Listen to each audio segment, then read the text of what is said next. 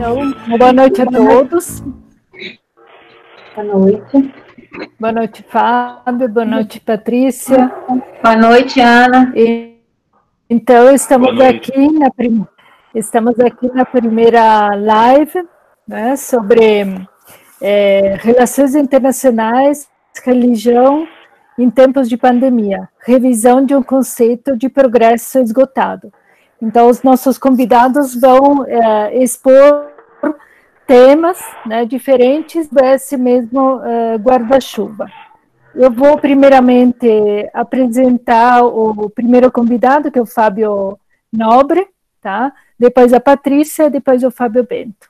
Né? O Fábio Nobre provavelmente todo mundo conhece, mas eu vou rapidamente apresentar. Ele é graduado em Relações Internacionais pela Universidade Estadual do Paraíba, mestre e doutor em Ciências Políticas pela Universidade Federal de Pernambuco. Ele é professor no curso de graduação de Relações Internacionais e no programa de pós-graduação em Relações Internacionais da Universidade Estadual da Paraíba. Pesquisa a área de religião e relações internacionais e a área de estudo de paz. E é um dos autores e fundadores do Centro de Pesquisa, o CEPRIR, em Religião, e Política e Relações Internacionais. Então, estamos juntos já há um tempo nessa caminhada.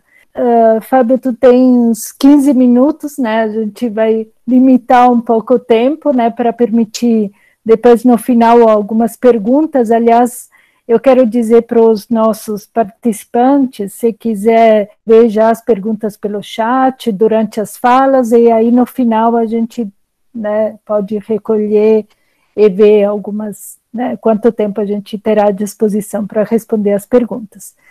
Então, Fábio, para você a palavra. Bom, Ana, muito obrigado. Desculpas aí pela confusão tecnológica, né? São essas coisas que algumas das coisas que a pandemia está trazendo para a gente, né? A novidade tecnológica também, quanta coisa que a gente está tendo que se adaptar. Entendo que era importante que a gente gravasse esse momento, porque esses webinários, essas mesas do programa estão sendo gravados, né? E a gente está criando um arquivo digital bem legal para esse momento. Eu tenho uma apresentação muito breve, que eu ia até projetar aqui atrás de mim, mas não funcionou. Não funcionou porque a luz ia ficar ruim, então eu vou pedir licença de vocês para projetar aqui a imagem da minha tela. Vocês veem, não? Alguém me responde, porque aí eu também não escuto. Tá, que bom. Que aí agora eu já não vejo vocês, então qualquer coisa, por favor, vocês falem, né? De toda forma, então, para iniciar, é um prazer muito grande estar fazendo essa mesa. Ela começou como uma mesa do programa, puramente do programa de pós-graduação em RI da UEPB, né, do qual fazemos parte de nós aqui dessa mesa, eu, a Ana e o Fábio, né, os dois também são colaboradores, até agora permanentes do programa, e a gente convidou a professora Patrícia, que a gente conheceu, eu pelo menos conheci no ENAPRIR, né, no nosso encontro, pesquisa que fascinante, a gente está trabalhando junto há um tempo. Minha ideia no começo era só mediar, mas a gente trocou aqui os papéis, a Ana media agora, fala depois, e aí veio uma ideia da gente transformar essa mesa, na verdade, na primeira de várias mesas do CEPRI, que a gente chamou de ciclo de debates. Então esse título, Relações Internacionais e Religião em Tempos de Pandemia, revisão de um conceito de progresso esgotado, né? O Fábio me ligou, a gente discutiu uma manhã, debateu esse conceito e nós entendemos que esse momento tão excepcional exige de nós, de fato, algum tipo de discussão sobre como está a nossa área de pesquisa, né? Entendemos que religião e RI já é, em tempos ditos normais, essa coisa da normalidade, e eu já discuto mais sobre essa normalidade, uma agenda negligenciada, né? Entendemos que isso pode ser intensificado também, pelo menos eu entendo isso, em pesquisas e análises pós-pandemia, né? Essas análises tendem a ter uma leitura mais rígida de soberania, pactos econômicos, fortalecimento de fronteiras, releituras do Estado em diversas maneiras. Isso gera, portanto, um risco de repetir um erro crasso das relações internacionais como ciência, que é ignorar o papel jogado pela religião nas dinâmicas internacionais e também nessa dinâmica que estamos vivendo agora, né? Então, por isso essa mesa, por isso esse título, o nosso conceito de progresso está esgotado. Esse modelo de progresso nos levou a isso, nos levou a esse estágio. Em nome de um progresso positivista, variáveis foram excluídas, variáveis como a religião, e é esse mesmo progresso que não soube como reagir a esse acontecimento inesperado, esse evento inesperado que foi a pandemia. Particularmente, eu gostaria de focar minha fala no que eu chamei de religião, nacionalismos e violência em tempos de pandemia. Eu tenho focado minha pesquisa já aí há uns bons 2, 3 anos na questão da violência religiosa, que eu prefiro chamar de violência e religião, depois eu falo disso, e eu fiz aqui uma breve adaptação a esse conceito de pandemia, ao contexto de pandemia, adicionando alguns casos, alguns elementos que eu quero fortalecer. Então, eu pedi à professora Ana, vou pedir para me informar mesmo do meu tempo, senão eu passo. Se possível, fingir que eu estou começando agora para também parecer que eu bati menos o tempo, assim. Tá aqui então o que eu pretendo falar para vocês, essas considerações iniciais que eu já estou fazendo, falar um pouquinho sobre a religião global e a pandemia, nacionalismo religioso secular, nacionalismos e a pandemia, religião e violência, religião, nacionalismo e pandemia. Eu quero trazer uns casos para vocês e um pouco sobre a religião global no pós-pandemia. Vamos a eles então. Eu creio que antes de iniciar é preciso fazer algumas considerações sobre a pandemia. A pandemia veio do nada e nos levou ao nada. Eu acho esse movimento muito interessante, né? A pandemia vem do nada, ela é inesperada, ela não é fruto de fagulhas, de conflitos anteriores, ela não é uma doença que a gente tinha conhecimento, ela vem do nada e nos leva ao vazio, né? A inércia. É muito importante entender que esse sistema moderno de estados, que é símbolo do progresso, não estava pronto para enfrentar um inimigo em escala global da forma como ele se apresentou. Então, nossas armas, nossos sistemas tecnológicos, organismos de cooperação não nos ajudaram. E a grande saída que os estados tiveram foi basicamente pedir às pessoas para ficar em casa.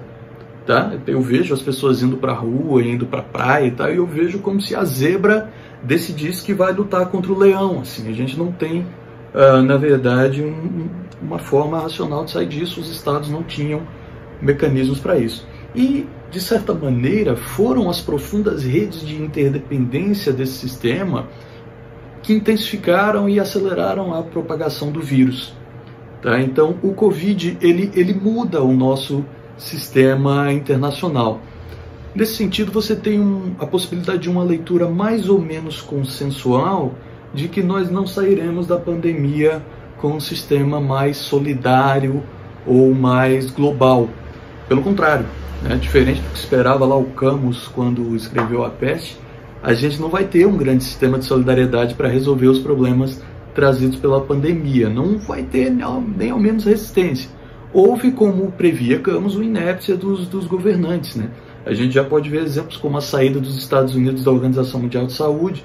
Isso é um sinal forte do enfraquecimento de instituições de governança global, né? Basta a gente lembrar o que aconteceu com a Liga das Nações, quando os estados fortes foram esvaziando.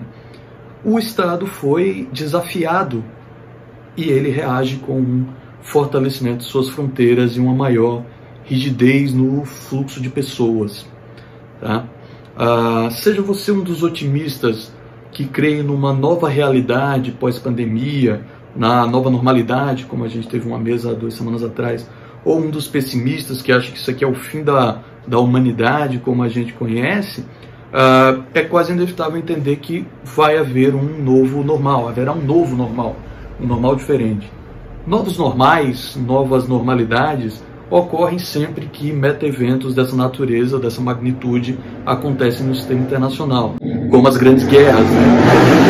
O sistema internacional do pré-guerra dos 30 anos, do pós-guerra dos 30 anos, Tratado de Westfália, ou o sistema global do pós-Primeira e Segunda Guerra, ou mesmo catástrofes naturais, né? Eu gosto de, pro lado da religião, puxar sempre o exemplo do grande terremoto de Lisboa, de 1755.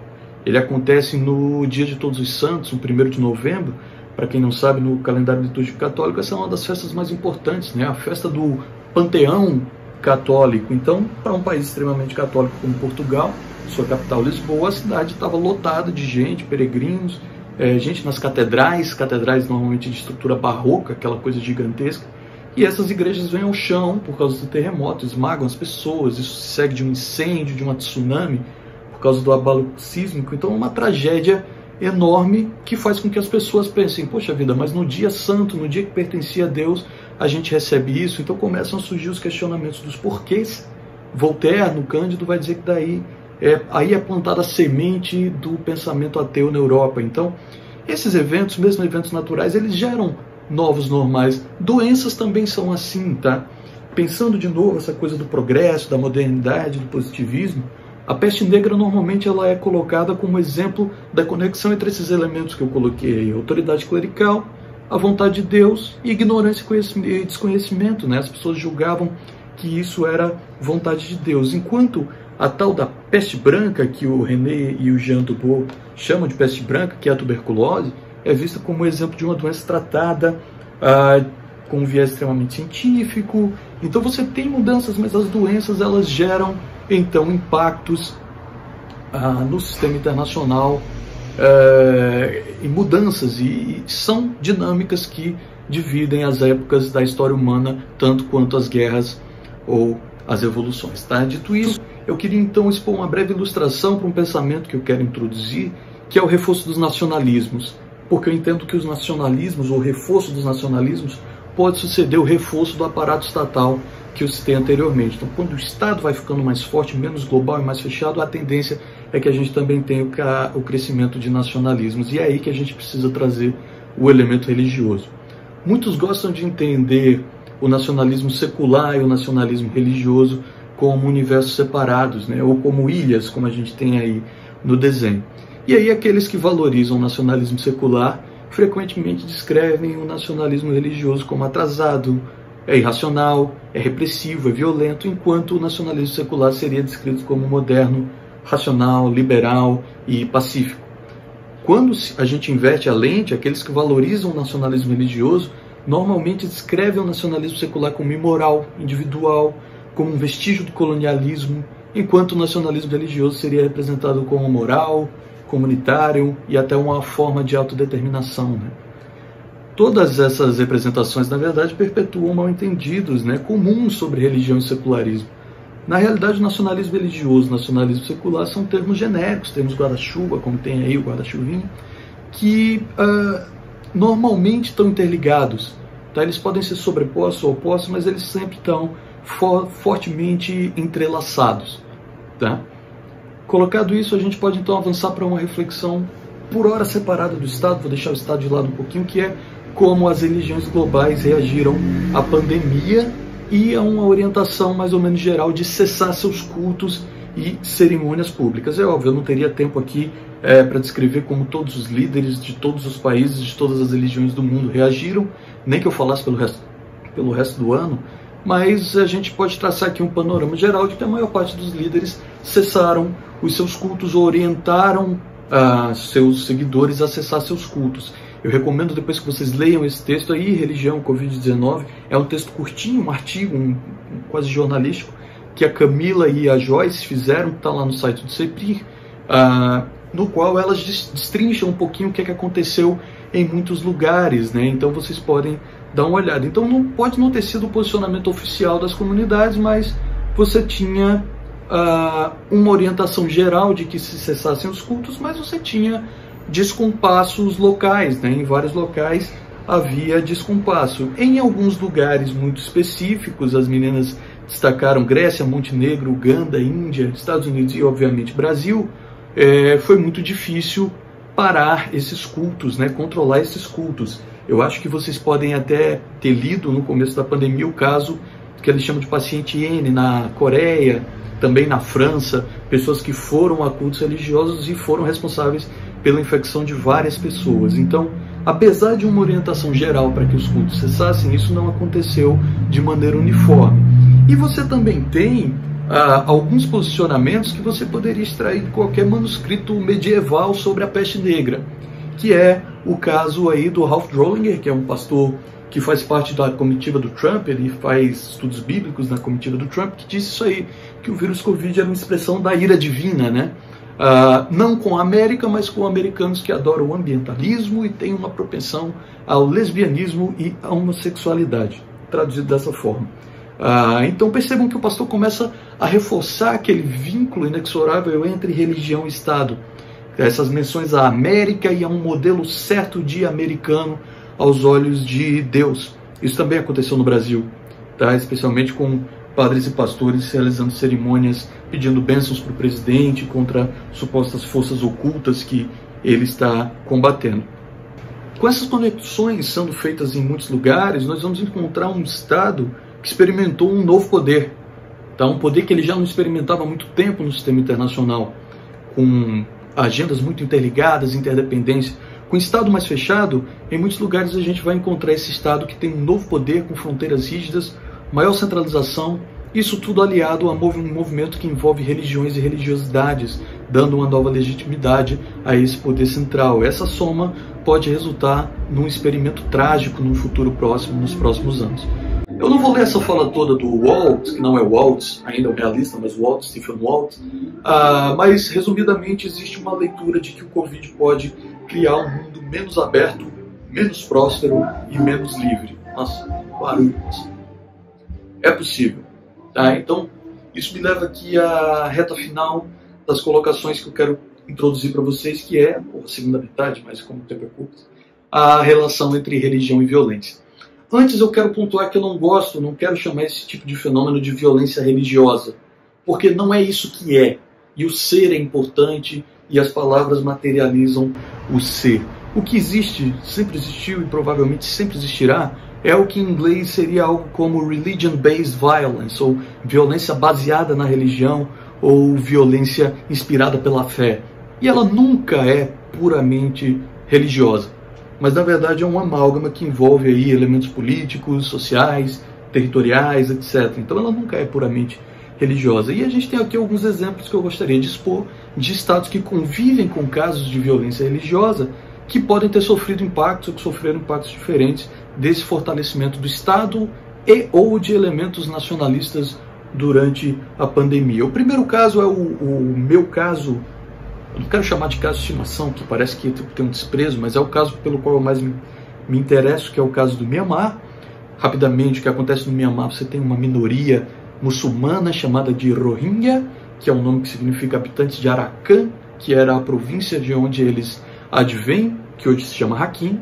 Essa minoria ela não é reconhecida pelo Estado de maioria budista, um Estado que vocês conhecem como Birmania ou Mianmar, que passou por uma ditadura militar budista, né, no qual o nacionalismo budista se fortificou muito.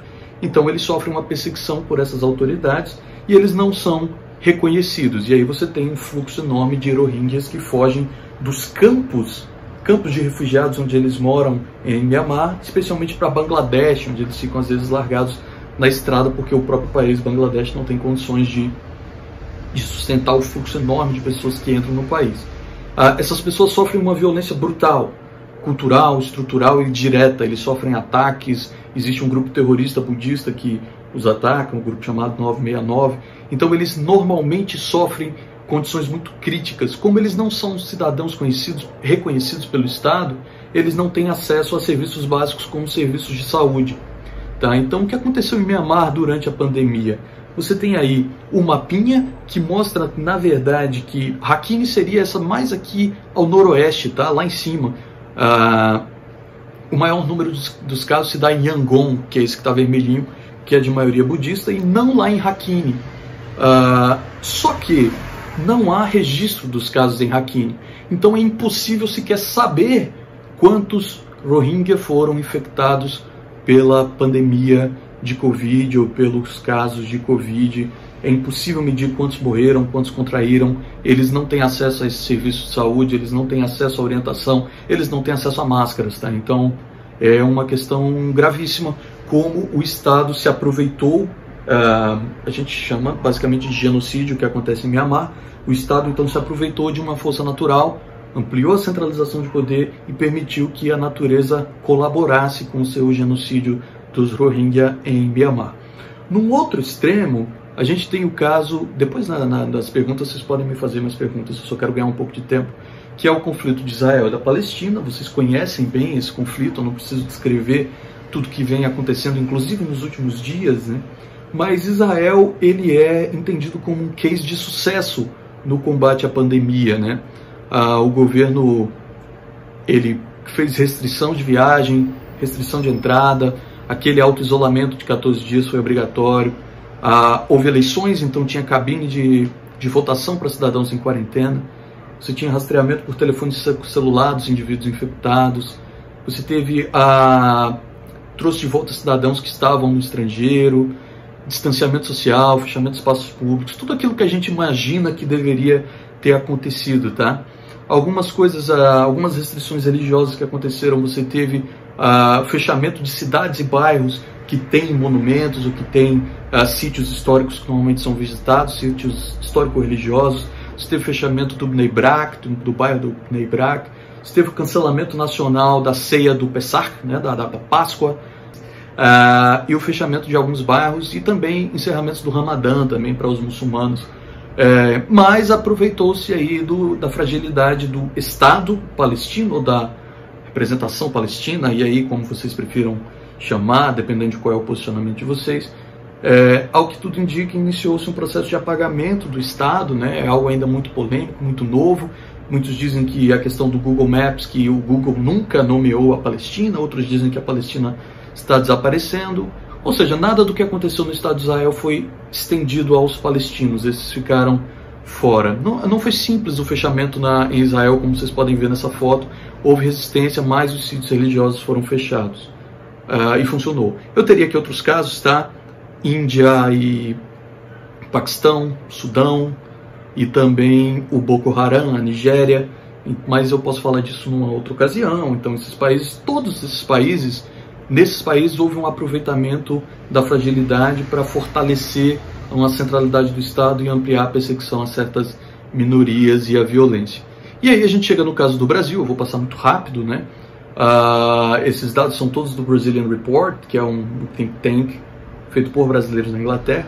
O Brasil é o pesadelo mundial ou o paraíso do Covid, né? Entre os vários problemas que vocês já conhecem, vocês podem ler aí no Brazilian Report, eu queria focar na questão religiosa. O grande problema de violência e religião no Brasil, ao meu ver hoje, é o racismo religioso e o terrorismo religioso contra as comunidades religiosas de matriz afro-brasileira. Umbanda, o candomblé, né, os terreiros que sofrem perseguições. E isso tem piorado. Tá? O Brasil já abandonou há muitos anos essas comunidades e o Estado brasileiro não conseguiu sequer prestar os serviços nas comunidades, normalmente comunidades controladas por milícia ou tráfico, no Rio, em São Paulo, também no Distrito Federal, tá? E na Bahia. E aí, esses grupos que já estavam sendo perseguidos ficaram sem acesso a nenhum tipo de auxílio nas comunidades, tá? Então é intensificado o processo de violência contra eles. Como conclusão, Ana, desculpe o tempo, vocês têm aqui algumas coisas quanto à religião no Brasil, né? Do mais recente para o mais antigo, né? Agora o Bolsonaro derrubou a restrição, né? A obrigatoriedade do uso de máscara nos templos. Então você pode ir para o templo, não é obrigado a usar máscara, um pedaço de pano que te salva, né, no rosto. Um dado de que as igrejas evangélicas, os mega cultos, eles estariam agravando os casos de Covid no Brasil. A atuação da Igreja Católica, o Bolsonaro também ignorando as medidas judiciárias e mantendo os templos abertos. Isso tudo é terrível.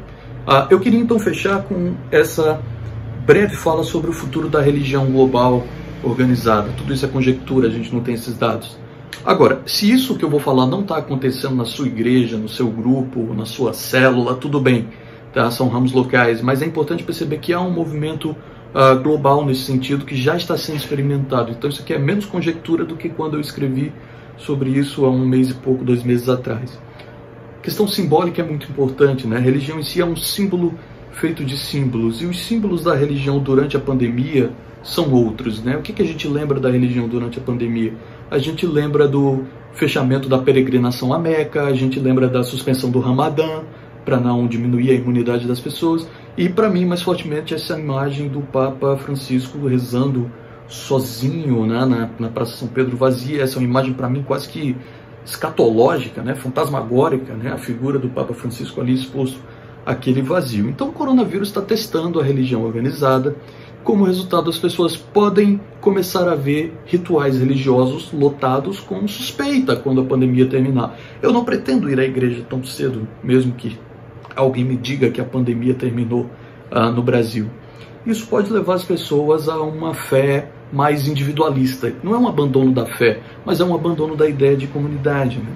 Seja qual for a religião de origem, eventos como o fechamento local, do local mais sagrado do Islã, ou esse auto-isolamento do Papa Francisco vão ocupar um lugar muito mais forte no imaginário dos jovens. Essas são as novas imagens da religião global.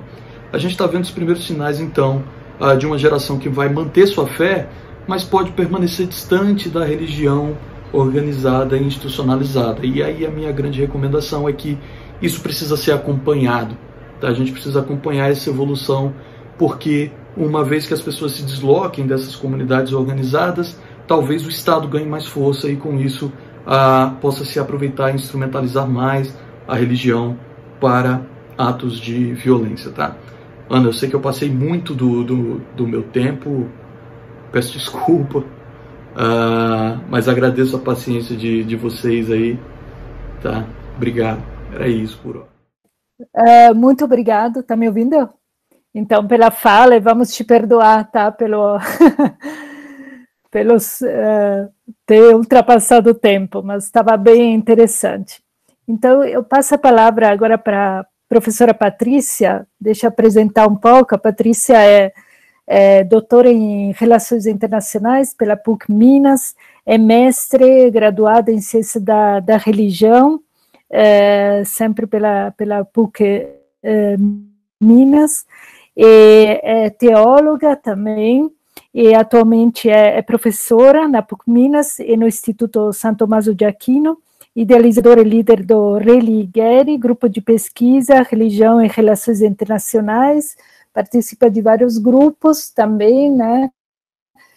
Tem um currículo bem extenso, e a área de pesquisa dela é o islamismo, né? Então, o setor da religião, principalmente no islamismo, ela fez um doutorado sanduíche no Líbano, né? Então, acredito que foi uma experiência muito importante dentro do desenvolvimento das pesquisas da professora Patrícia.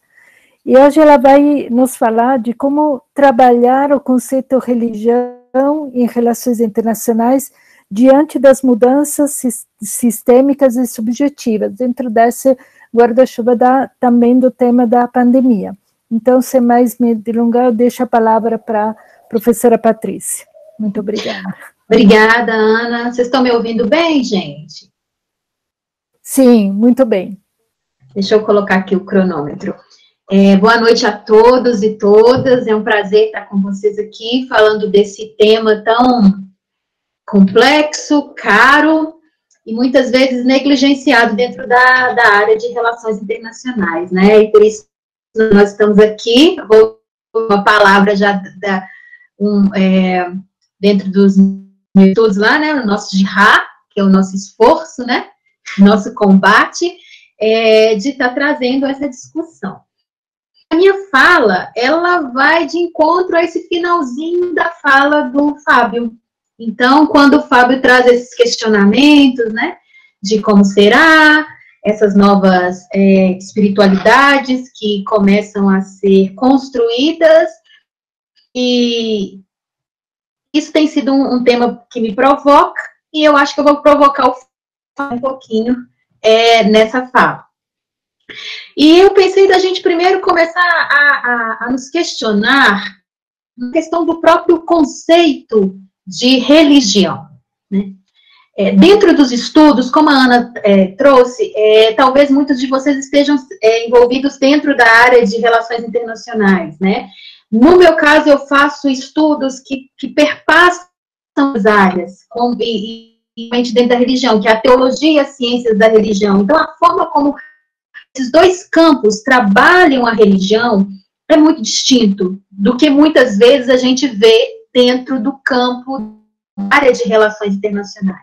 Então, isso, de certa forma, gerou um certo choque quando eu entrei na área de relações internacionais, porque eu sempre vi a religião, principalmente a religião islâmica, sendo um olhar voltado para questões de segurança, como se aquela religião fosse marcada para ser salvada a partir de teorias de segurança.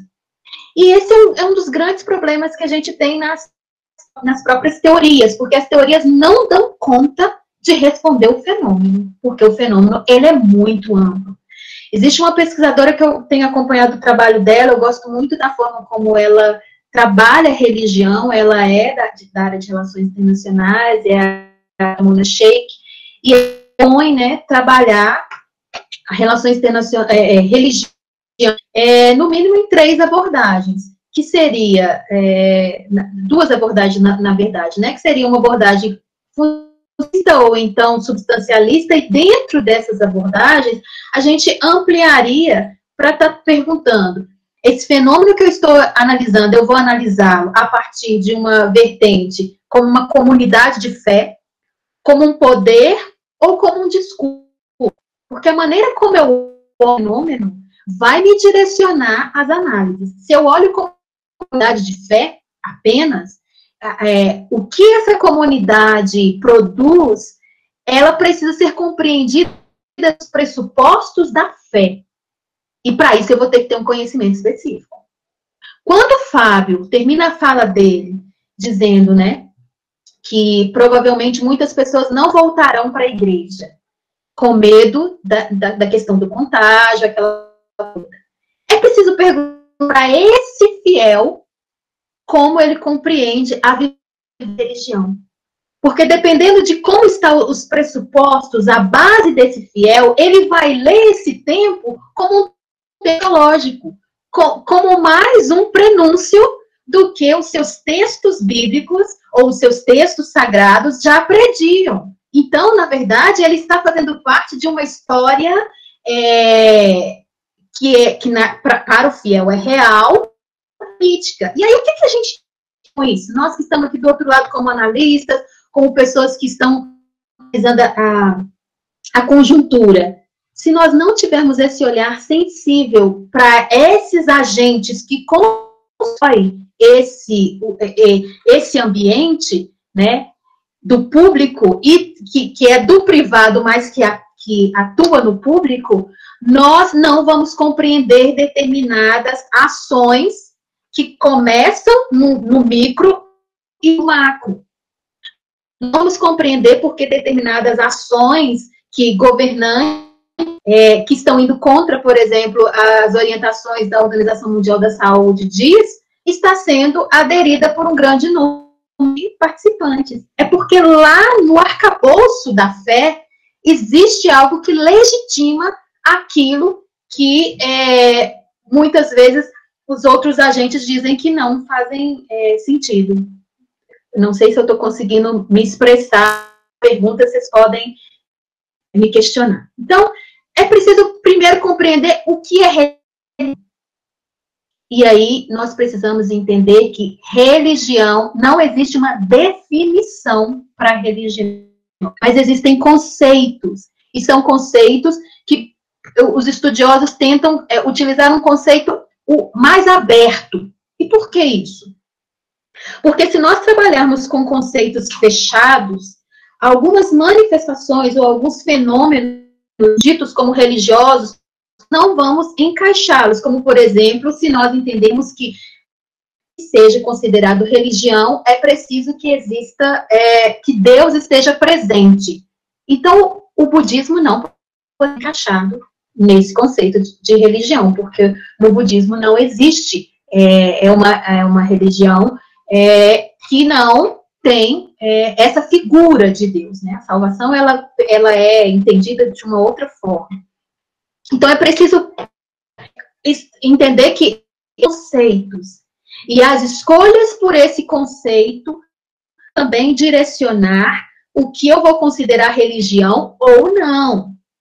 Isso também pode se tornar uma questão de poder, porque eu posso dizer que determinados grupos, o que eles vivenciam não é religião, e não legitimar o que eles conseguem como religião. Vou dar um exemplo. Quando grupos considerados de como, por exemplo, os que estão na faixa de Gaza, quando determinados grupos utilizam de táticas, de estratégias que não são reconhecidas como legítimas. E aí vão utilizar o discurso religioso para legitimar, e alguém vai dizer, não, isso não é religião. Como fazer essa análise, então? Porque o Estado pode utilizar das mesmas estratégias e das mesmas táticas e não ser considerado legal. E aí vai ser legal, porque nós temos uma teoria que diz que os Estados é permitido o uso da força. Mas não é permitida aos grupos utilização da força num caso de resistência. Então, percebam que esses conceitos, ela é uma questão muito delicada e que nós precisamos ter cuidado com ela, porque não é só dizer isso é.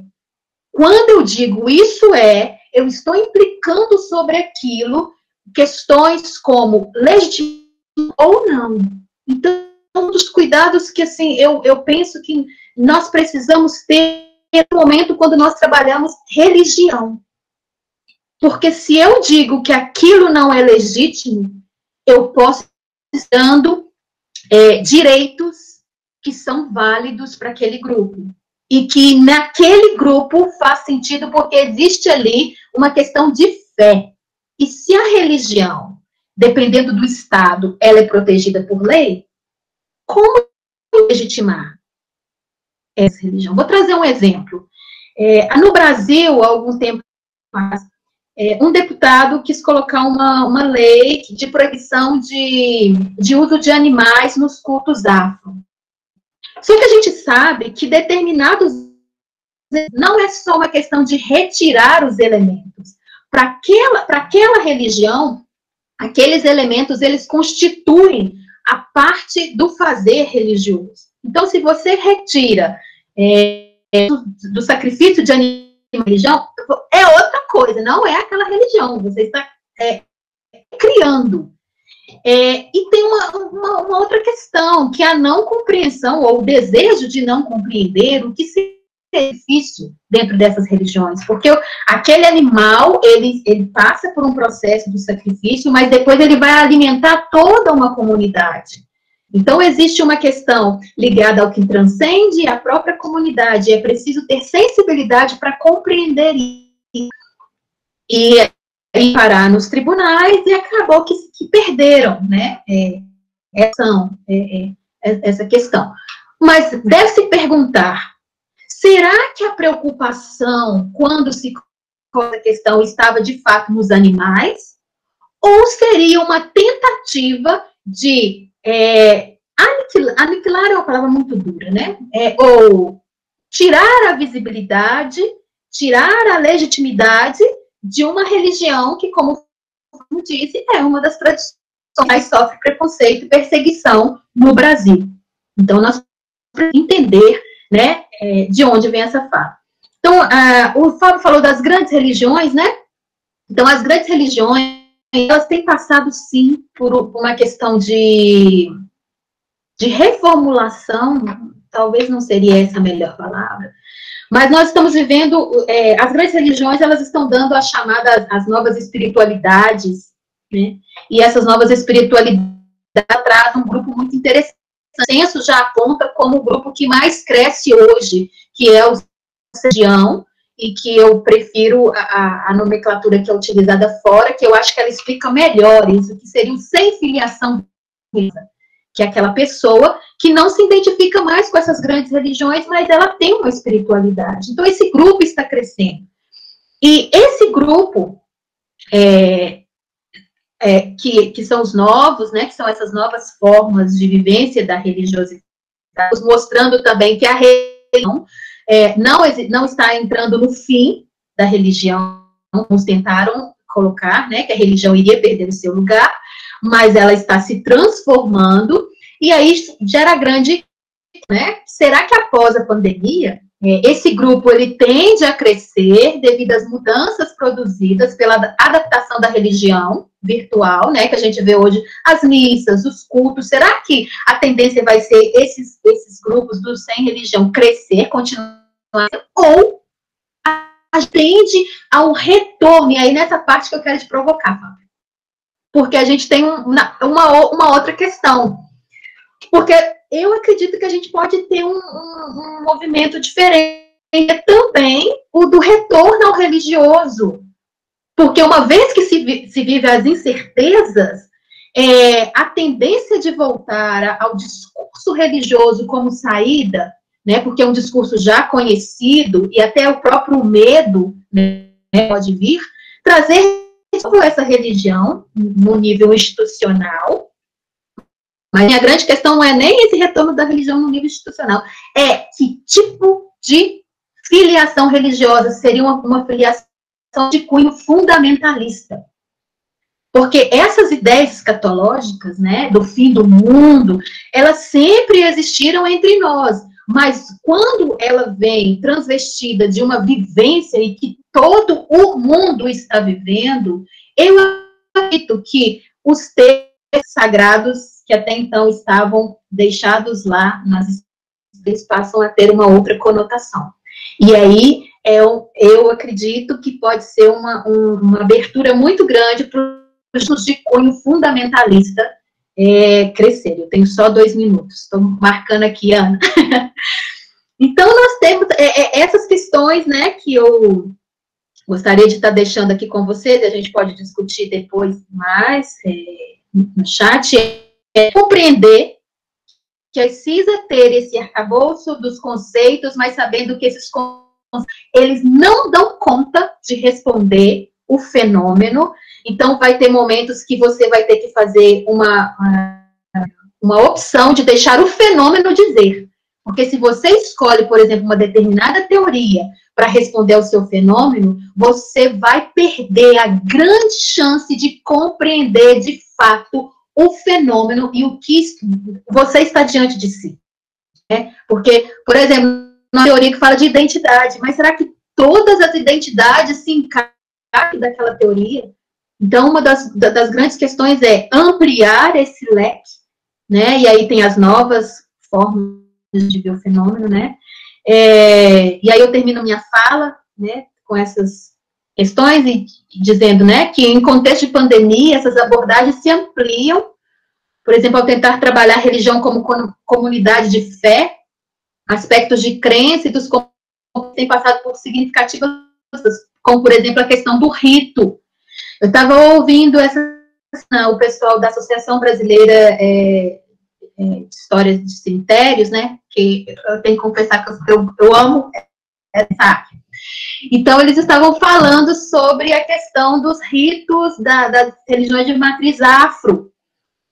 E aí a gente fica pensando como, nesse tempo de Covid, você vai fazer o rito de passagem de determinadas tradições religiosas. Como diz para alguém que segue uma religião, olha, você não pode pedir do seu morto.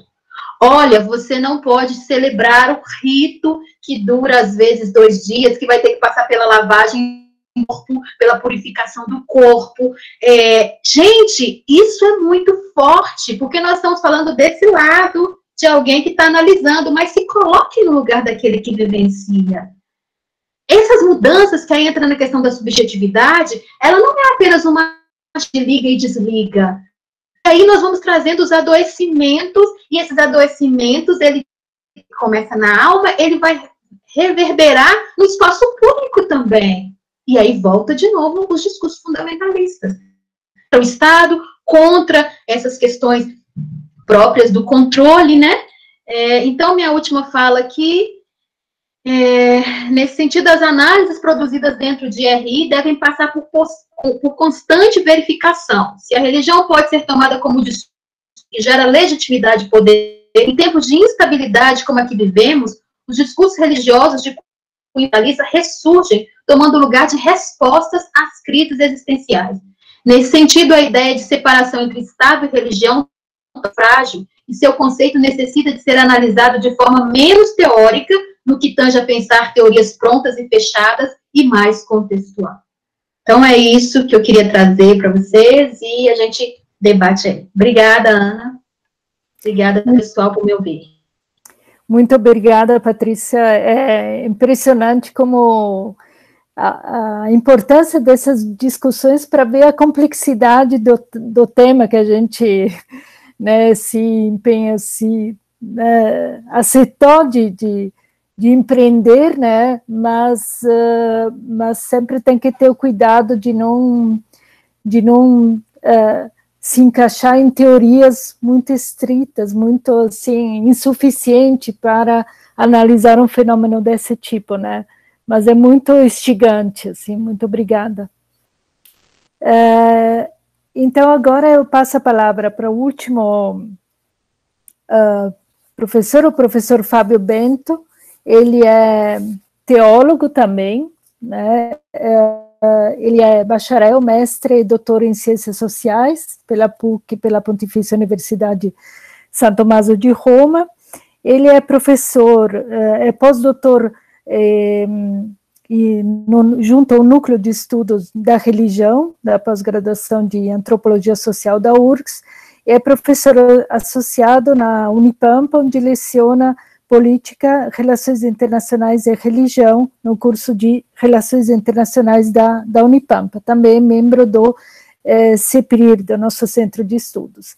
E hoje ele vai falar sobre a relação entre progresso, modernidade e religião.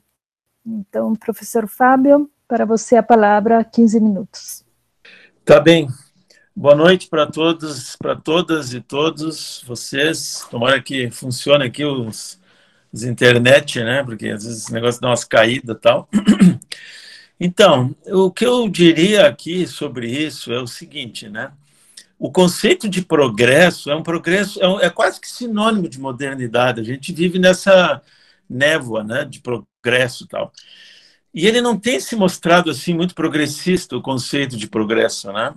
A gente já começou a duvidar do conceito de progresso, daquela ideia de que a ciência está necessariamente vinculada à construção de uma sociedade melhor, progressista. Então, isso tem muitas coisas assim contraditórias, né? Isso não significa você exaltar o passado, né? Porque é muito complicado no nosso ambiente. Quando a gente fala de uma coisa, já alguém pensa que você está exaltando outra coisa, como, por exemplo, um monarquista, então, né? Mas a questão é o seguinte, por exemplo, a gente dizer que a modernidade, que é associada ao progresso, é líquida, ela vai ficando meio complicada, essa definição, que ficou assim, né, bastante interessante. Quer dizer, ela tem aspectos que são líquidos nos nossos relacionamentos, mas aquilo também é fabricado, né? A gente tem uma sociedade anômica. Agora, do ponto de vista ambiental, ela é sólida, ela tem ações sólidas. Então, eu digo uma coisa assim para vocês, eu não vejo o vírus como um inimigo.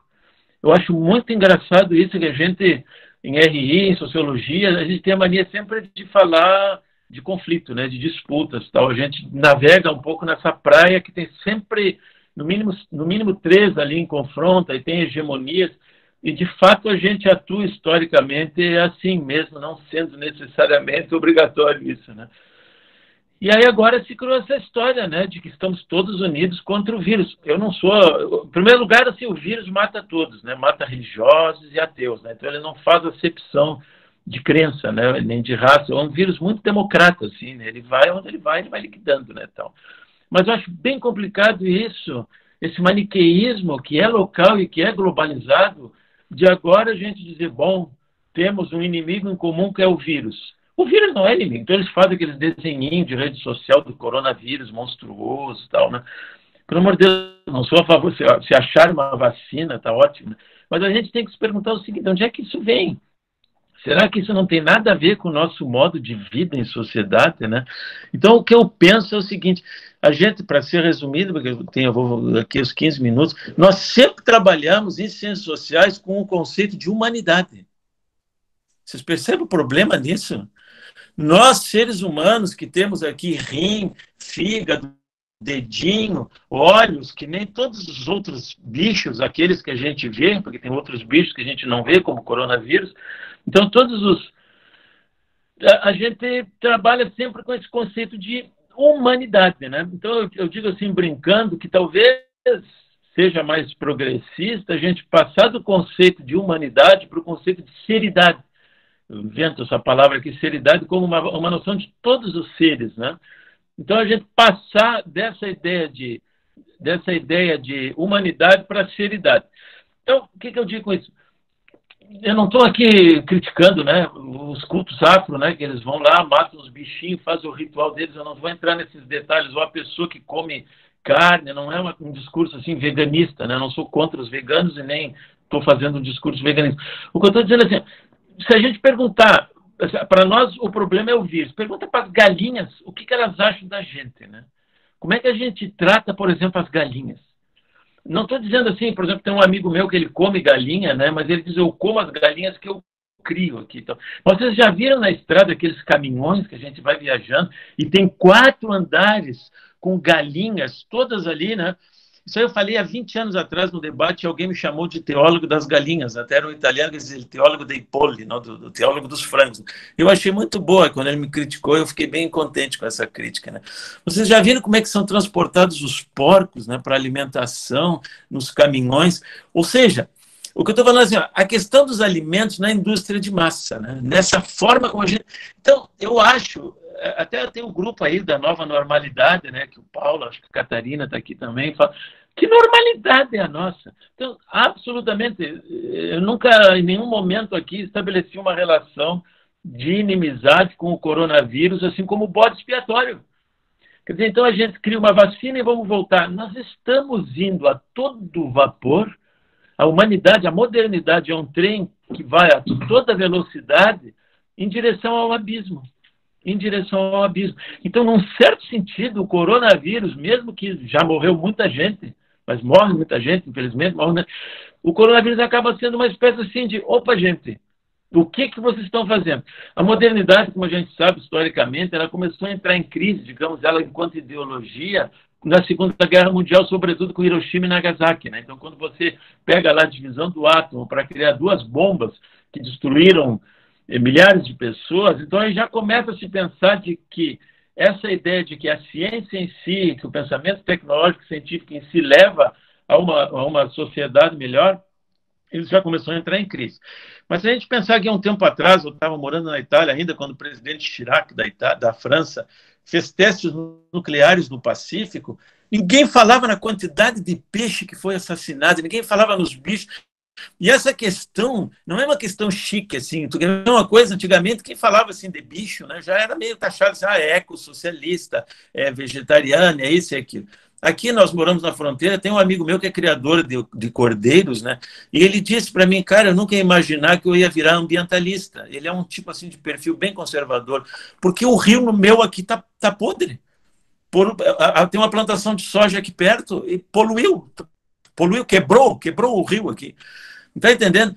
Então, não é uma questão que eu digo assim, e a religião, ela é muito responsável por isso, as religiões em geral, tirando alguma outra, olha, eu vou dizer assim, eu tenho assim vários amigos budistas, né? Eu acho que no budismo, às vezes, você tem um maior respeito, assim, por todos os seres, né, tal. E não é questão, por exemplo, tem um amigo meu budista, que ele até come carne, mas ele tem um respeito por aquela carne, ele diz até que para você plantar arroz, não é questão que para você plantar arroz, você vai matar uma série de animais também.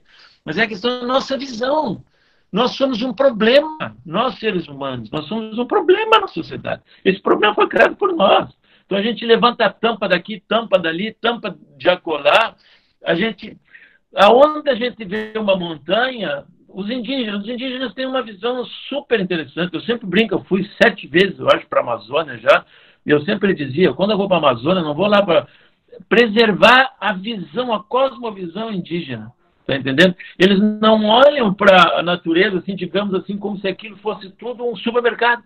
Como a gente olha no capitalismo, não é só o capitalismo, nós todos olhamos. A gente olha a natureza como um supermercado, a gente chama aquilo de milho, a gente chama aquilo...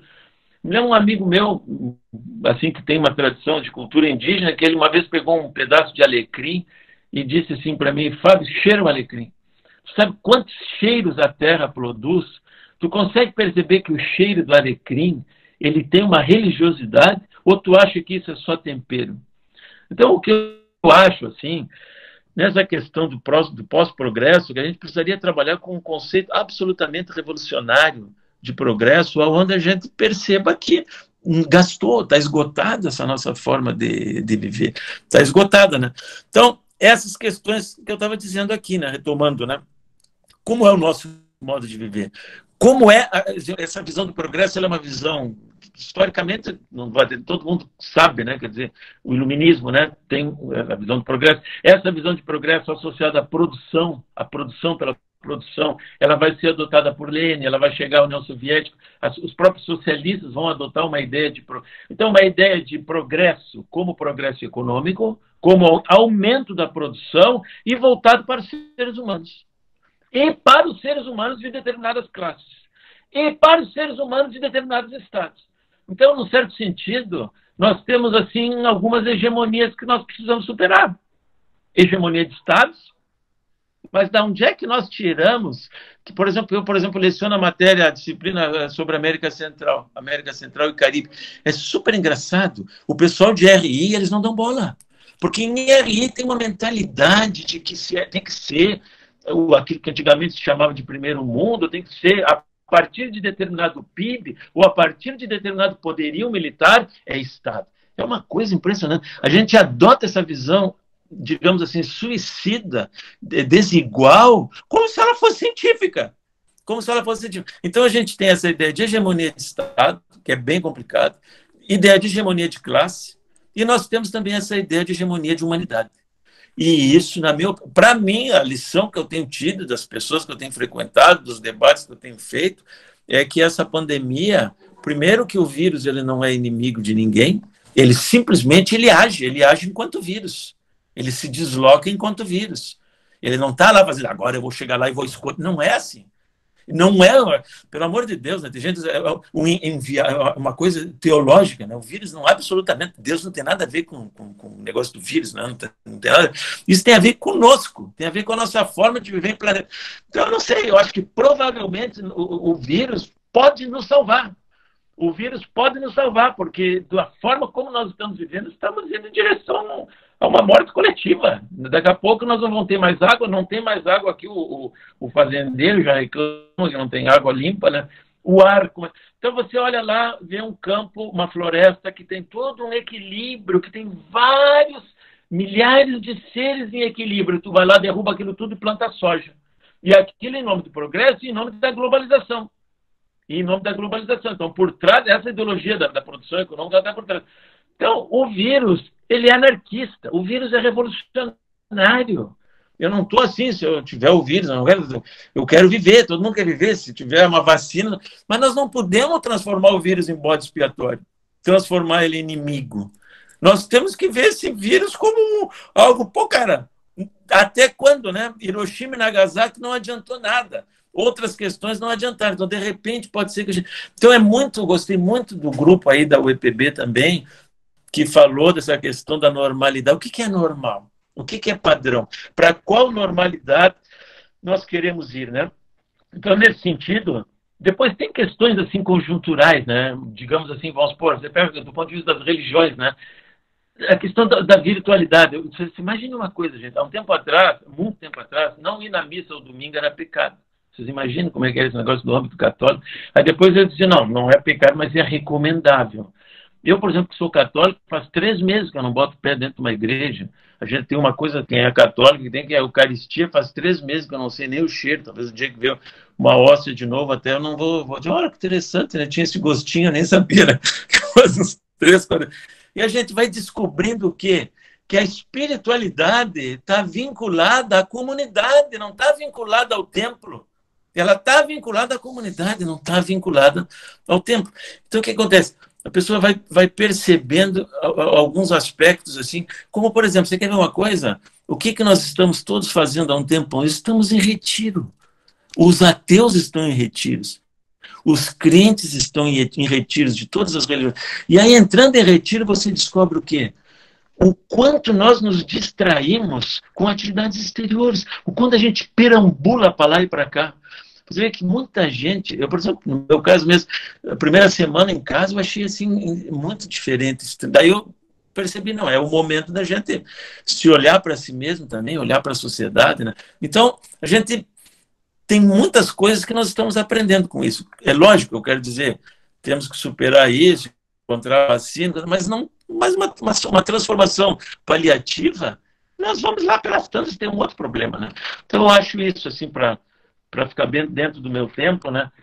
Essa questão, né, que nós vivemos dentro de uma visão utilitarista, né? O utilitarismo, ele é, infelizmente, dentro de muitas religiões, tá entendendo? Se você pegar, no caso nosso, do cristianismo, né, tal, tirando São Francisco de Assis e algum ou outro, agora o Papa Francisco fez aquela encíclica muito legal sobre o meio ambiente e tal, deu um foco assim na questão da Amazônia e tal, mas o bicho, nós somos os seres hegemônicos.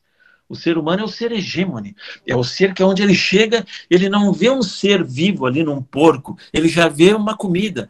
Eu não estou dizendo com isso que ele não possa comer o porco, eu não estou fazendo. Mas ele tem consciência de que ele se considera, vai morrer igual. Nós temos os mesmos, simplesmente porque a gente pensa, só que a gente pensa, às vezes, de uma forma muito mais equivocada do que a forma de pensamento. Por exemplo, a gente pensar que as abelhas não têm um sistema de pensamento, não têm um sistema racional, é muito louco, né? As abelhas não estariam assim organizadas se elas não tivessem uma inteligência coletiva. As formigas, todo mundo já viu um formigueiro, como é que ele funciona. Alguém duvidar que a formiga não tem uma forma de inteligência coletiva é muito irracional, né? Então, qual é o problema? É a arrogância.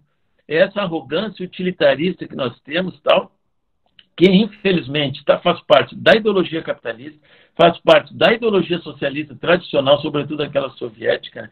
E faz parte da concepção antropocêntrica de várias religiões, que não tem absolutamente nenhum respeito pelos outros seres vivos e os tratam simplesmente como se fosse algo em função do ser humano. Então, a própria Terra é assim, a gente vive uma questão, se a gente pegar o Rio 92, né, se pegar Eco-Rio, várias questões que são tratadas não se escuta, né, a gente não toma decisões. Então, nesse sentido, não quero assim, eu quero concluir dentro do meu tempo, não quero ser provocador assim demais, mas o coronavírus é um instrumento pedagógico criado por nós mesmos para dizer, gente, de repente, é a mesma coisa, para concluir, quando a gente vai lá e come demais, come, lá para não dar algum problema, vai no médico, vai no hospital e digo, olha, cara, tu tem que te cuidar, porque o teu corpo, assim, desse jeito, tá tomando 2 garrafas de cachaça por dia, não vai te fazer bem, né? Então, é um sinal de alerta, né? Ora, nós estamos tendo um sinal de alerta coletivo, que nos diz, se a gente continuar dessa forma, com essa ideologia do progresso, legitimada por várias religiões, no macro funcionamento local e global, então nós vamos, né? Então, nesse sentido que eu queria dizer, e estou aqui, ó, dentro, tempinho aqui, ó, acabei. Tá bueno, gente, obrigado aí pela escuta. Muito obrigado, professor Fábio. Bem, é legal ter várias abordagens, várias perspectivas, né, para a gente poder refletir. E agora nós temos, acho que alguns minutos, né, para as perguntas. Nós temos já aqui uma pergunta do Felipe para a Patrícia. Sim. Diga, Fábio. Antes da gente passar para as perguntas, eu já vi as perguntas do Felipe, são perguntas longas e tal. Eu queria só tecer umas. Eu sei que eu já fui o que já passou do tempo, então já perdi o pudor também. Se eu puder. Só também, eu queria tecer 2 comentários breves, na verdade, sobre o que a Patrícia falou e o que o Fábio falou, se você me permitir. Tá. 2 minutos cronometrados. Ótimo, obrigado. Na verdade, assim, eu só queria dizer que eu adorei a fala da Patrícia, né? Eu gosto muito de ouvi-la falar, desde o NAPI, quando ela falou da pesquisa dela, eu fiquei encantado, né? E, na verdade, eu nem me senti tão provocado assim, Patrícia. Achei que vinha uma porrada maior. E eu não entendo como tão distinto assim que a gente falou. Eu tenho visto o crescimento dessa fé mais individual, mais nunca o fim da fé ou o fim da religião. Acaba coadunando um pouco com o que o Fábio falou também. Eu acho que o que tem acontecido é a redescoberta da religião, né? Então, isso pode até, inclusive, fortalecer cultos locais, né? Isso eu acho importante. Então, talvez, como eu já estava acelerando naquele final das recomendações, minha recomendação é justamente acompanhar esse movimento, né? Como parece te assustar a possibilidade do reforço de leituras fundamentalistas, me assusta isso também, mas num outro aspecto, que é a possibilidade da instrumentalização das religiões por interesses nacionalistas, né? Por isso, nunca separar o secular do religioso, porque o nacionalismo vai beber dos dois, né? Mas adorei, assim, as provocações e tudo, é isso mesmo que eu acho que a gente tem que fazer, são essas recomendações. E só o Fábio, cara, assim, primeiro que eu adoraria, assim, adorei ser o teólogo dos frangos, achei incrível, adoraria ser um teólogo dos frangos, ou dos porcos, ou não sei o quê. Você está quase teólogo do vírus aqui, assim, você está fazendo quase que a defesa do vírus, mas eu entendi o que você quis dizer. E só me fez pensar, assim, quando você estava falando dos budistas, cara, que os budistas realmente, eles pensam, muitos dos budistas que eu conheço, pensam mais de uma maneira mais holística, digamos, nos animais e no meio ambiente. E ao mesmo tempo eu me lembro dos budistas do meu caso, lá do Mianmar, que tem um grupo terrorista, então é um grupo homicida budista. Então, isso só vai no que a Patrícia disse, como a gente não pode se deixar levar ou por uma teoria ou por uma visão generalista, né? Às vezes o budista, ele tem um apreço pelo animal, mas não tem o apreço pelo vizinho muçulmano, e isso pode acontecer com qualquer religião, né? Então, meu cachorro já está latindo aqui, é sinal de que é hora que eu tenho que parar de falar. Então, obrigado, Ana. Então, tem duas perguntas ali do Felipe, né? Uma para a Patrícia, parece. Sim. E até se alguém já quiser escrever sua pergunta, então a Patrícia. Então, a Patrícia, o Felipe pergunta de que modo fenômenos sanitários globais repercutem no fundamentalismo religioso e como o fortalecimento ou enfraquecimento das crenças religiosas pode influenciar os líderes dos diversos governos. Exemplo, Bolsonaro no Brasil ou ditador no Turcomenistão. E aí a próxima para o Fábio depois. Então, Felipe, eu tenho uma forma assim de observar os fenômenos e tento manter essa linha de que a gente precisa olhar fenômeno por fenômeno para não generalizar, né? Então, a questão ela é global, mas eu acredito que cada grupo ele vai ter maneira de lidar com isso, e isso vai estar muito ligado à visão de mundo que ele tem e que ele constrói a partir do seu texto sagrado.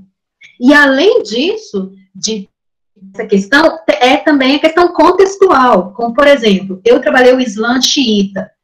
Os xiitas, eles têm uma visão, eles constroem a visão de mundo deles a partir de uma teologia única.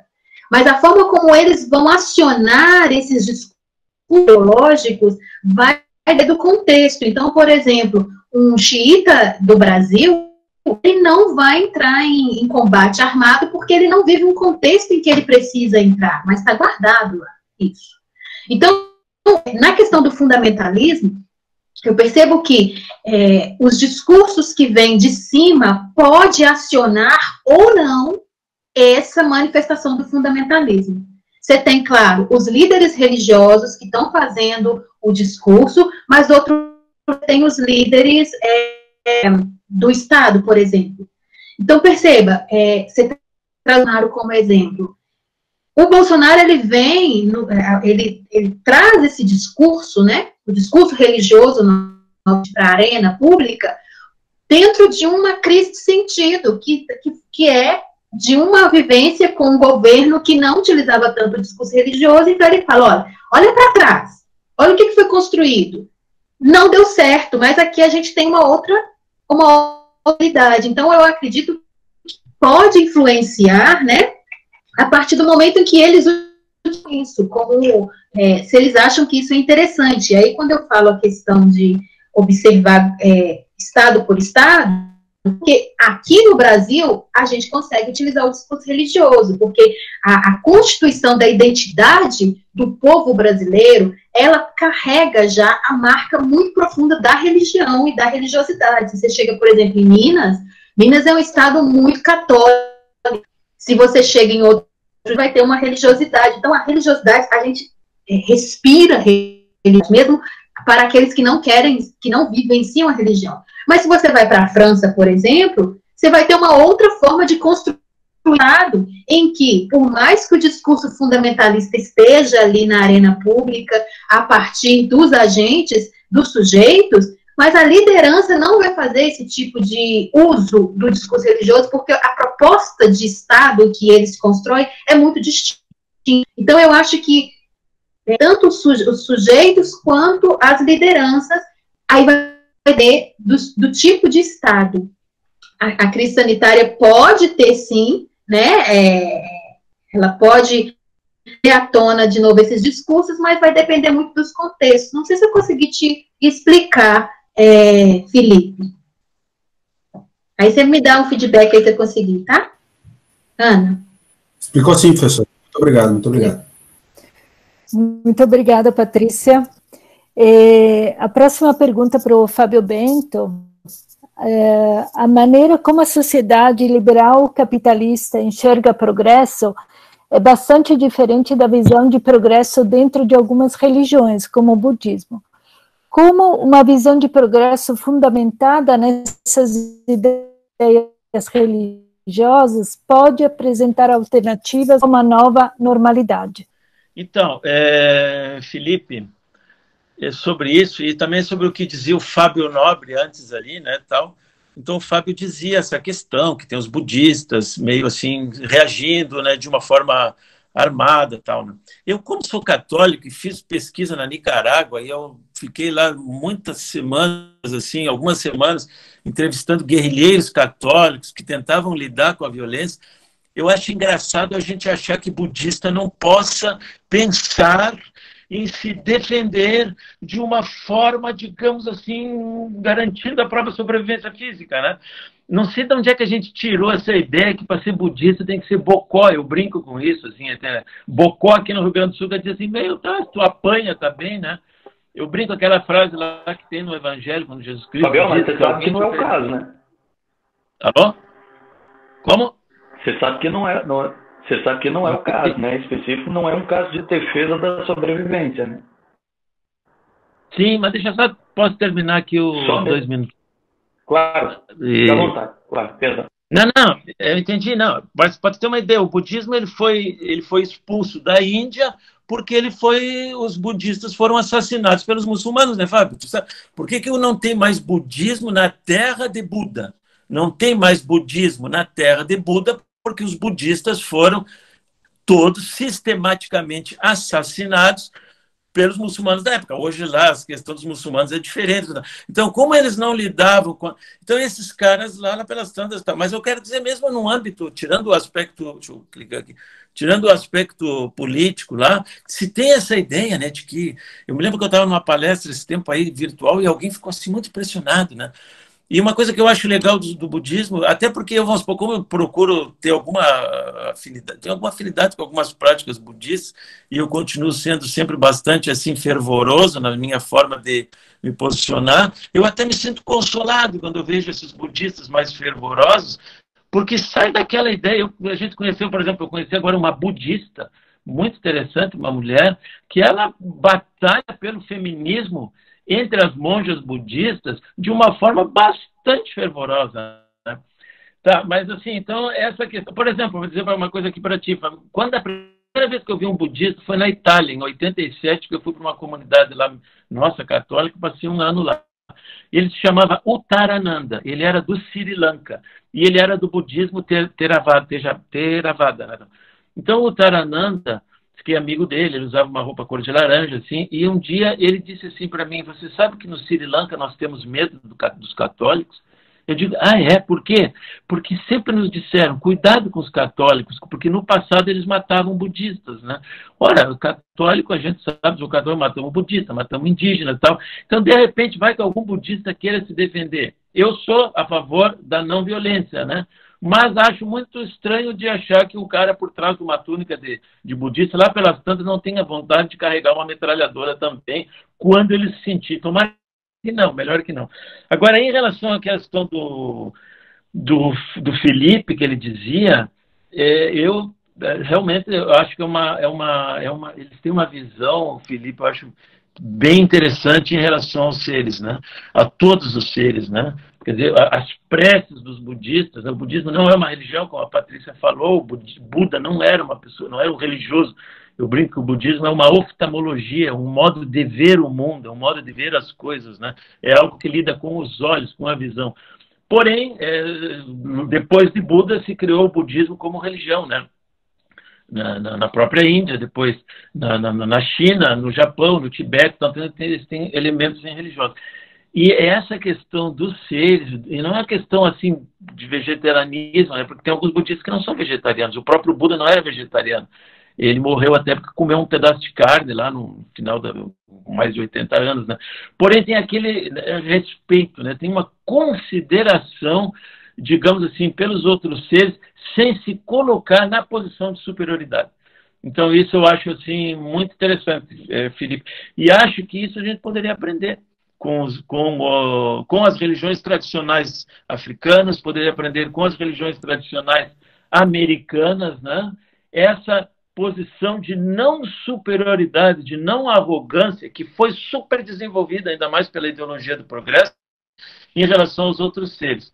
No cristianismo, como eu já falei, nós temos algumas exceções, mas, no geral, olha, eu vejo assim, às vezes, quando até puxo esse debate com alguns amigos teólogos, sai uma risadinha, sai um deboche, e o pessoal continua achando que o ser humano foi colocado no universo para ser senhor de todas as coisas, a partir de uma interpretação equivocada do Antigo Testamento.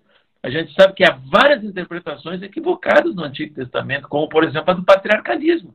Tem as teólogas feministas que vão combatendo, desconstruindo o patriarcalismo no Antigo Testamento. Tem a desconstrução da homofobia por teólogos LGBT, que vão fazendo essa leitura, desconstruindo a homofobia no Antigo Testamento.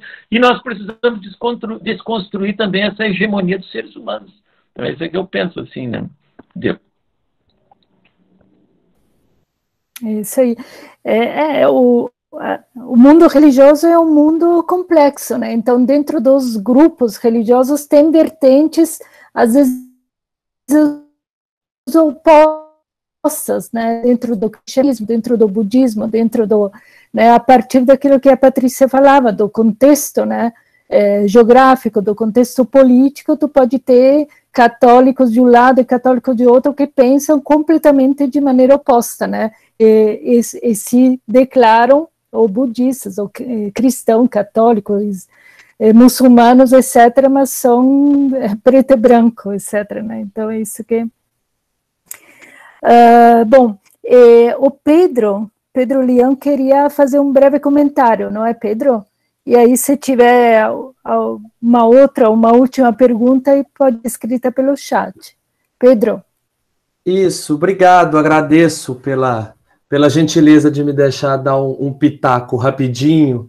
É porque, de fato, a discussão que o professor Fábio Nobre e que a Patrícia tiveram me incitou muito a pensar a religião enquanto, na verdade, uma categoria de pensamento e um quadro de referência que forma e que delimita a tomada de decisão dos líderes em um contexto internacional.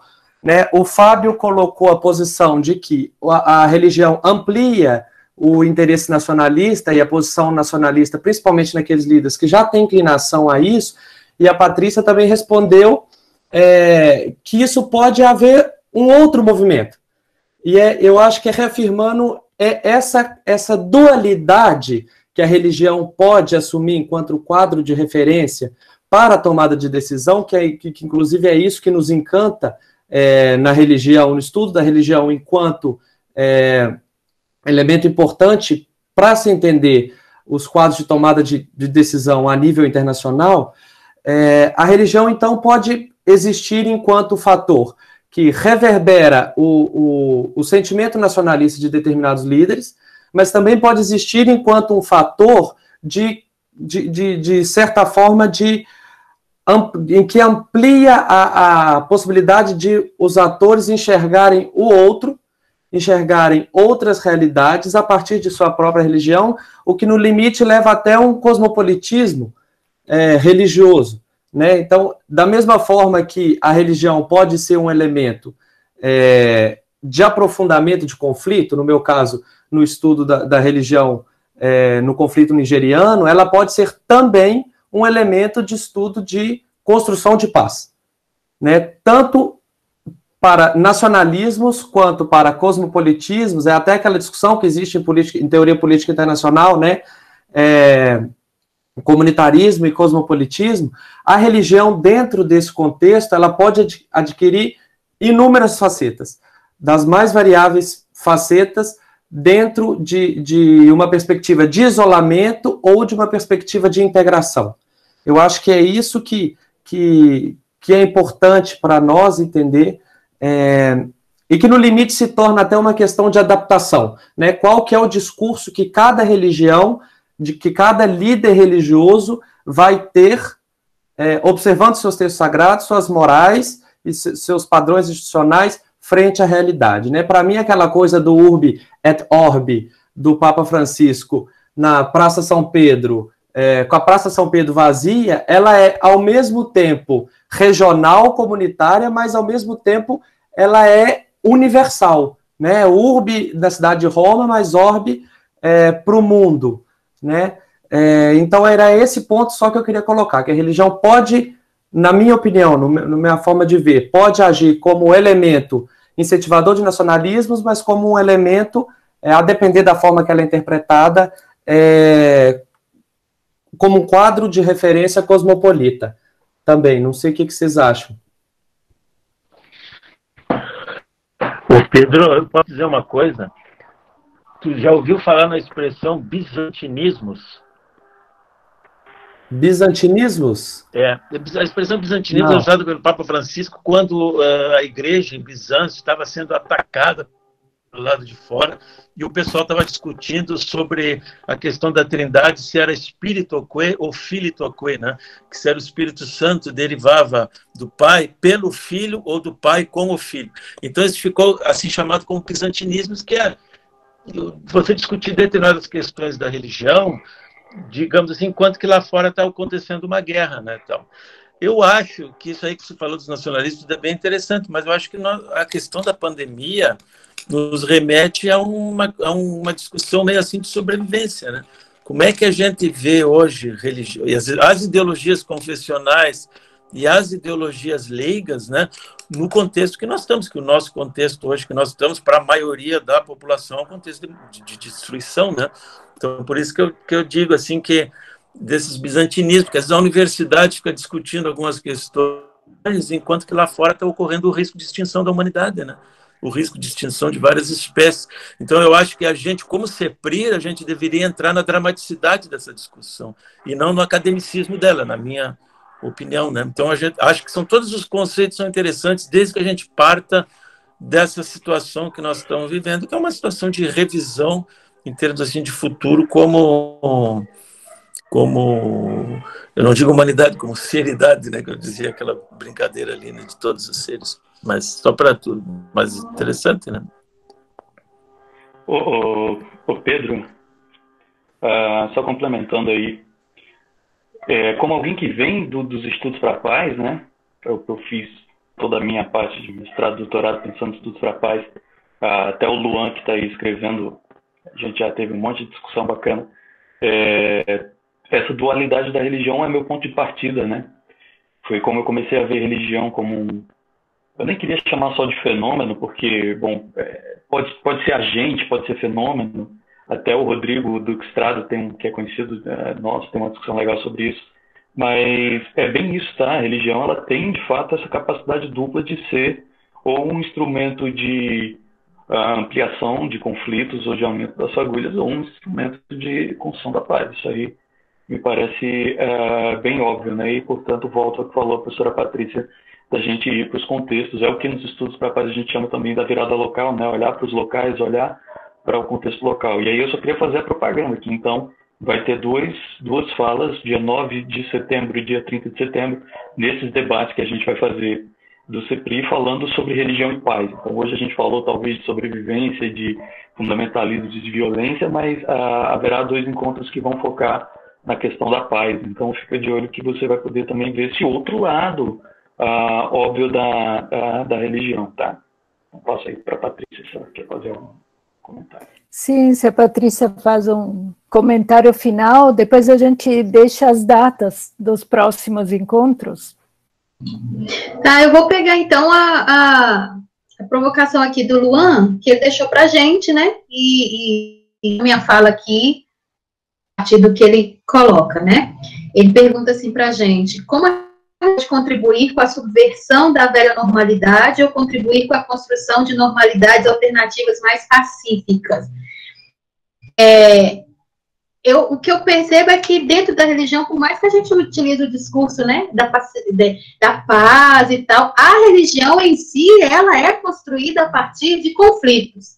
Se a gente pega o que é o protestantismo, a gente percebe que no primeiro momento aceita, que surge ali fragmentação.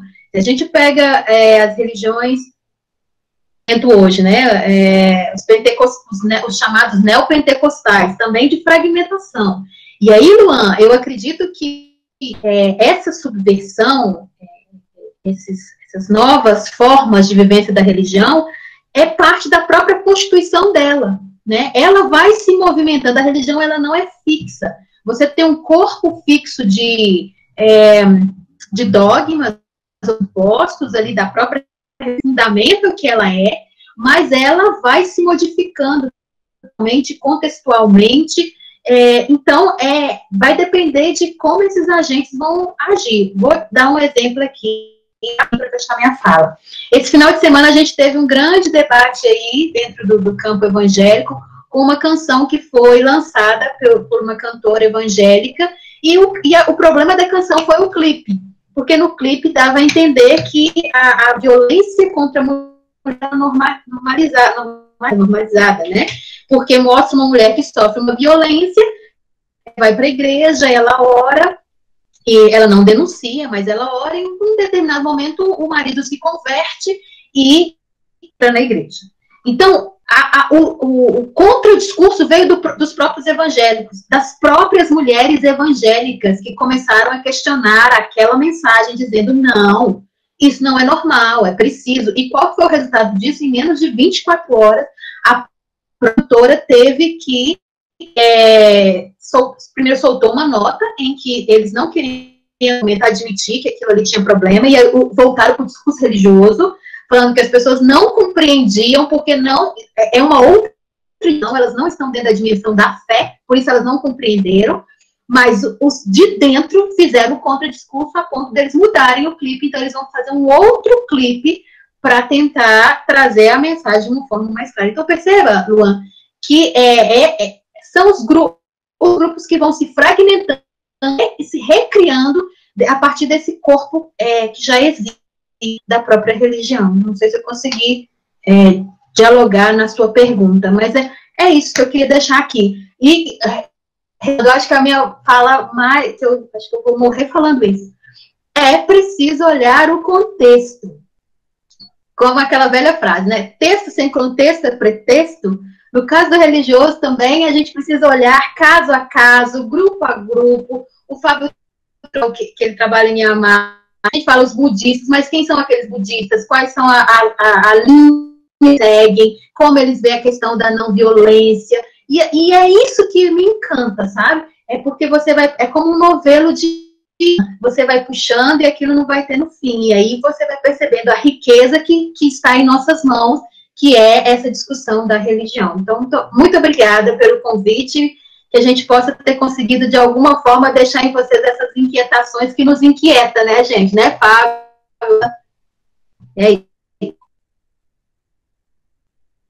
Perfeito, Patrícia. É isso mesmo. Eu acho que o intuito desses debates é justamente suscitar perguntas, provocações, né? E esse debate, então, por enquanto, acho que a gente vai ter que finalizar, mas esse é só um dos primeiros debates, né, do nosso centro, né?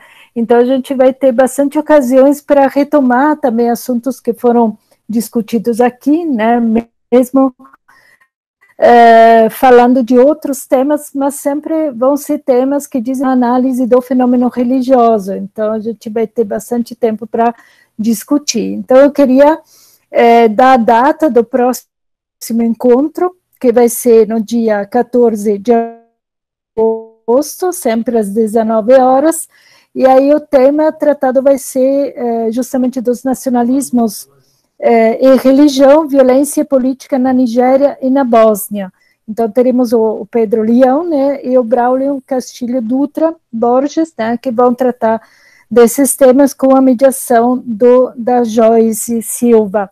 E depois a gente vai ter outros, sempre em agosto, depois setembro, até novembro. Aí essas datas nas redes sociais, Facebook e CEPRIR, e no próprio site do CEPRIR.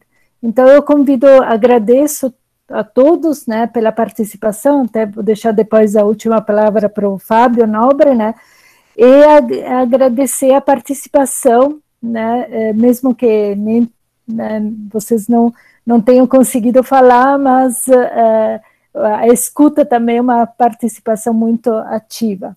Tá? Então, Fábio, se quiser concluir.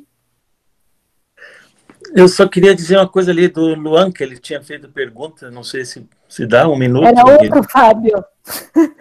Não, eu entendi, mas o Luan tinha feito uma pergunta para os dois, brincando. então, se for possível, senão eu deixo. Sim, um minutinho. Tá? Pode assim. falar. Não, mas então deixa, tá bom, deixa.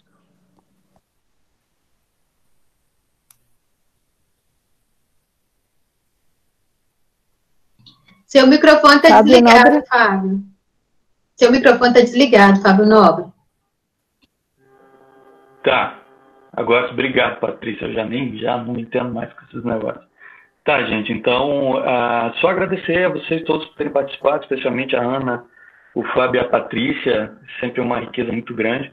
A gente começa com esses debates, então, agora. Alguns são mais peso pesado, assim. Tem gente como Fábio Bento, Ana Carlete, Patrícia, Pato. E também dando espaço aos nossos alunos, alguns orientandos, ex-orientandos, PIBICs, tá? Então, espero que todos vocês possam acompanhar. A programação está toda lá no site. Talvez eu mude o endereço das salas para não ter o problema que eu tive hoje. Talvez eu só consiga gravar com esse e-mail institucional, mas tudo vai estar nos conformes já nas próximas datas, tá? Então, boa noite a todos. Obrigado, Ana, pela mediação.